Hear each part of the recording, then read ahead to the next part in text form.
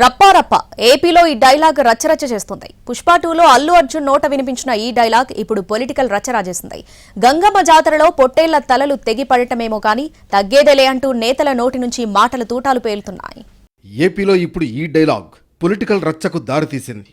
గంగమ్మ జాతరలో పొట్టేళ్ల తలలు తెగిపడినట్లు రప్పా రప్పా అనే డైలాగ్ సినిమా రిలీజ్ అప్పుడు ఫేమ్ కావడం కంటే ఇప్పుడే ఓ రేంజ్లో వైరల్ అవుతోంది. మాజీ సీఎం జగన్ రప్పా రప్పా అనడం పొలిటికల్ రచ్చకు ఆజ్యం పోసింది.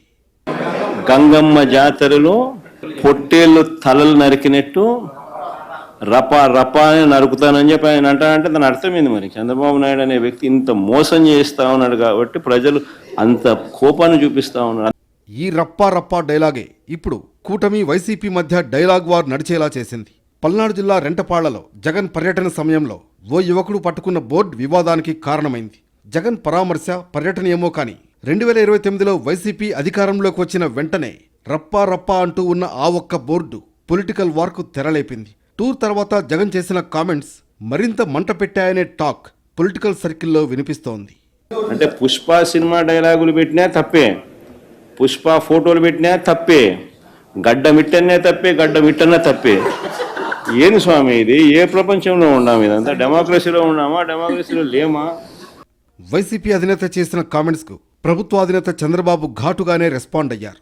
రప్పా రప్పా అంటూ ఉన్మాదుల్లా ప్రవర్తిస్తున్నారని, క్రిమినల్స్ ఎప్పుడూ ఇలాగే ఆలోచిస్తారంటూ కౌంటర్ ఇచ్చారు. క్రిమినల్ బ్రెయిన్సే పనిచేస్తూనే ఉంటాయి వాళ్ళకు.